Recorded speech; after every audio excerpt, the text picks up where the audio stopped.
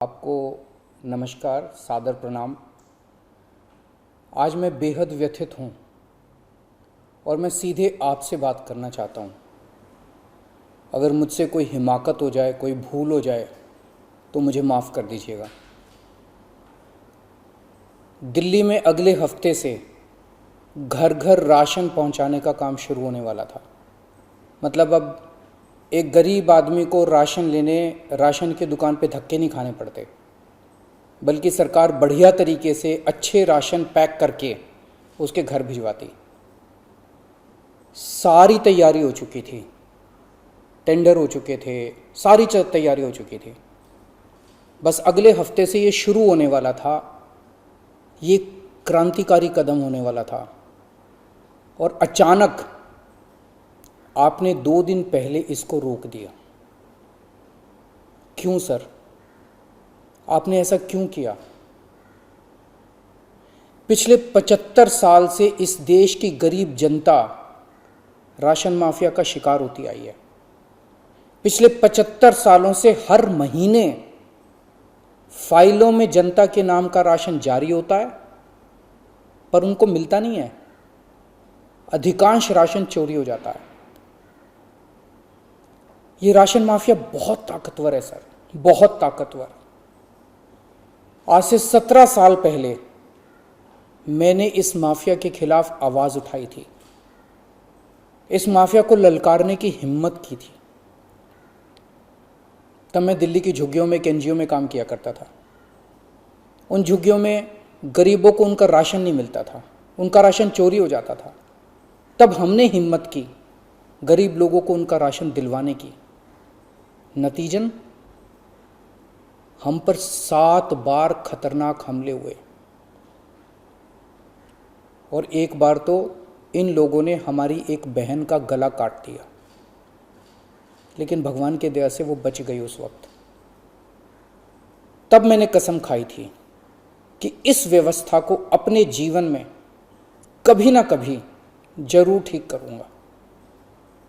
तब तो दूर दूर तक सपने में भी नहीं सोचा था कि एक दिन दिल्ली का सीएम बन जाऊंगा। पर कहते हैं ना कि जब आप निस्वार्थ भाव से कोई संकल्प करते हैं तो ऊपर वाला भी अपने तरीके से आपका संकल्प पूरा करने में मदद करता है। इस ब्रह्मांड की सारी शक्तियां आपकी मदद करती हैं। इस राशन माफिया के तार बहुत ऊपर तक हैं सर। 75 साल में आज तक कोई सरकार इस माफिया को खत्म करने की हिम्मत नहीं कर पाई। दिल्ली में पहली बार एक सरकार आई है जिसने ये हिम्मत दिखाई है। अगर ये घर घर राशन व्यवस्था लागू हो जाती ना सर, ये राशन माफिया खत्म हो जाता। पर देखिए ये राशन माफिया कितना ताकतवर निकला। दिल्ली में ये योजना अगले हफ्ते से लागू होने वाली थी और 1 हफ्ता पहले इन्होंने इसको खारिज करवा दिया। आपने ये कह के हमारी स्कीम खारिज की है कि हमने केंद्र सरकार से इसकी अप्रूवल नहीं ली। ये गलत है सर। हमने एक बार नहीं, 5 बार आपकी अप्रूवल ली है। ये रही सारी चिट्ठियां। केंद्र सरकार को हमने इतने सारे खत लिख के बताया कि हम ये योजना दिल्ली में लागू करने जा रहे हैं। कानूनन हमें दिल्ली में ये स्कीम लागू करने के लिए केंद्र सरकार की कोई अप्रूवल लेने की जरूरत नहीं है। कानूनन इस स्कीम को लागू करने के लिए राज्य सरकार पूरी तरह से सक्षम है। लेकिन हम केंद्र सरकार के साथ किसी तरह का कोई विवाद नहीं चाहते थे, इसलिए हमने एक बार नहीं 5 बार आपका अप्रूवल लिया है सर। मार्च के महीने में हमारी योजना पे आपकी सरकार ने कुछ आपत्तियां लगाई, हमने आपके सारे ऑब्जेक्शन पूरे कर दिए। जैसे हमने इस योजना का नाम मुख्यमंत्री घर घर राशन योजना रखा था।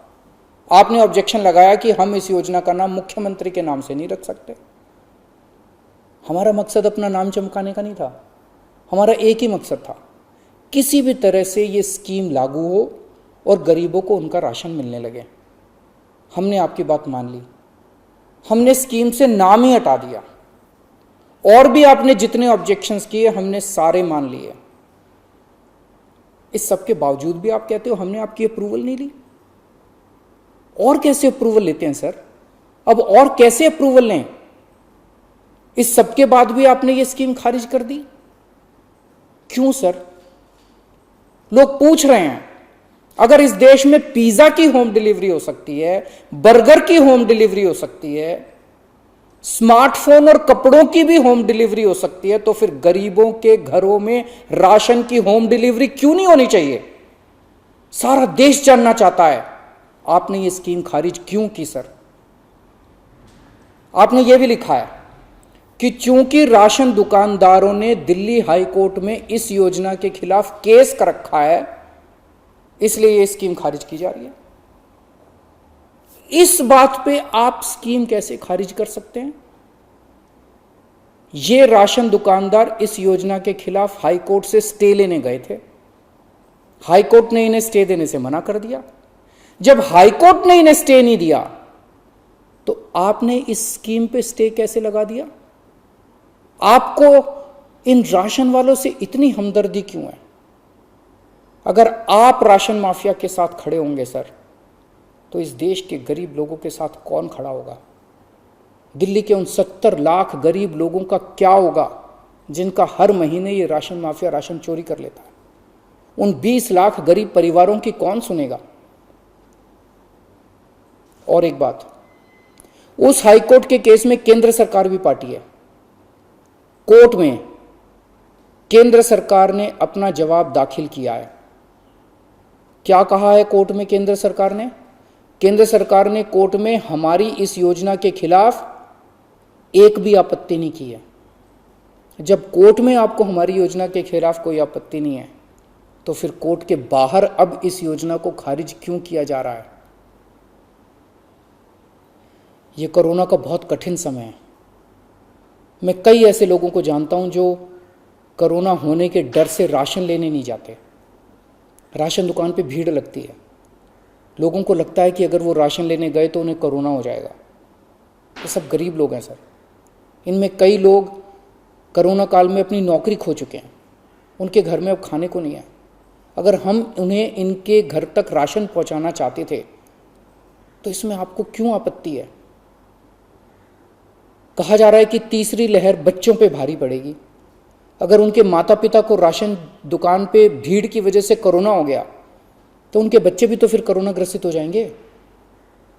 मुझे तो लगता है सर कि कोरोना काल में केवल दिल्ली ही नहीं बल्कि पूरे देश में घर घर राशन योजना तक या घर घर तक राशन पहुंचाने की इस योजना को लागू कर देना चाहिए।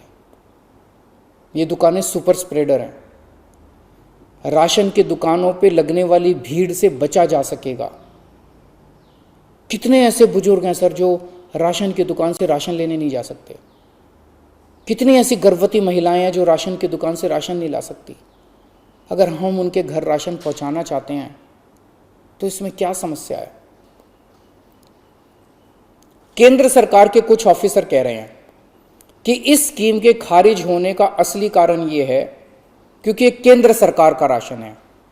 यह योजना लागू करके दिल्ली सरकार को इसका श्रेय क्यों मिलना चाहिए? सर यकीन मानिए, यह काम मैं रत्ती भर भी क्रेडिट के लिए नहीं कर रहा। मेरा सिर्फ एक ही मकसद है, किसी भी तरह गरीबों को उनका पूरा राशन मिले। आप प्लीज मुझे यह लागू कर लेने दीजिए। सारा क्रेडिट आपका, सारा श्रेय आपका। मैं खुद सारी दुनिया से कहूंगा खड़ा होकर कि ये योजना मोदी जी ने लागू की है। और फिर ये राशन ना आपका है ना मेरा है। ये राशन ना आम आदमी पार्टी का है ना भाजपा का है। ये राशन तो इस देश के लोगों का है और इस राशन की चोरी रोकने की जिम्मेदारी हम दोनों की है। इस वक्त देश बहुत भारी संकट से गुजर रहा है। ये वक्त एक दूसरे का हाथ पकड़ के मदद करने का है। ये वक्त एक दूसरे से झगड़ने का नहीं है। लोगों को लगने लगा है कितनी मुसीबत के समय भी केंद्र सरकार सबसे झगड़ रही है। आप ममता दीदी से झगड़ रहे हैं, झारखंड सरकार से झगड़ रहे हैं, आप लक्षद्वीप के लोगों से झगड़ रहे हैं, महाराष्ट्र सरकार से लड़ रहे हैं, दिल्ली के लोगों से लड़ रहे हैं, किसानों से लड़ रहे हैं। लोग इस बात से बहुत दुखी हैं सर कि केंद्र सरकार सबसे लड़ रही है। ऐसे देश कैसे चलेगा? आप हम सबसे क्यों लड़ रहे हैं? हम सब आपके ही हैं, हम सब भारतवासी हैं। ऐसे में हम सब आपस में लड़ेंगे तो कोरोना से कैसे जीतेंगे? हमें आपस में नहीं लड़ना, हम सबको मिलके कोरोना से लड़ना है। कल सब लोग अखबारों की ये हेडलाइन पढ़ना चाहते हैं, मोदी जी ने दिल्ली सरकार के साथ मिलके दिल्ली के हर गरीब के घर राशन पहुंचाया। ये पढ़ना चाहते हैं लोग टीवी चैनलों पे ये ब्रेकिंग न्यूज़ देखना चाहते हैं कि मोदी जी और केजरीवाल ने मिलके दिल्ली के लोगों के, गरीब लोगों के घरों तक राशन पहुंचाया। लोग ये खबर पढ़ना चाहते हैं सर, लोग ये खबर सुनना चाहते हैं। लोग ये नहीं सुनना चाहते कि केंद्र सरकार ने फिर से दिल्ली सरकार से झगड़ा कर लिया, कि केंद्र सरकार ने फिर से दिल्ली सरकार की एक और अच्छी योजना पर रोक लगा दी। मैं हाथ जोड़ के दिल्ली के 70 लाख गरीब लोगों की ओर से आपसे विनती करता हूं, सर प्लीज़ इस योजना को मत रोकिए। ये राष्ट्रहित में है, इसे होने दीजिए। आज तक राष्ट्रहित के सभी कामों में मैंने आपका साथ दिया। मैंने हमेशा कहा है कि राष्ट्रहित के किसी भी काम में राजनीति नहीं होनी चाहिए। अगर कोई विपक्षी पार्टी की सरकार भी राष्ट्रहित में कोई काम करती है, हम उसका साथ देते हैं। राष्ट्रहित के इस काम में आप भी हमारा साथ दीजिए सर। अभी तक की सरकारों ने देश के गरीब लोगों को 75 साल तक राशन की लाइन में खड़ा रखा। इन्हें और अगले 75 साल राशन की लाइनों में खड़ा मत कीजिए सर, नहीं तो ये लोग मुझे और आपको कभी माफ़ नहीं करेंगे। जय हिंद।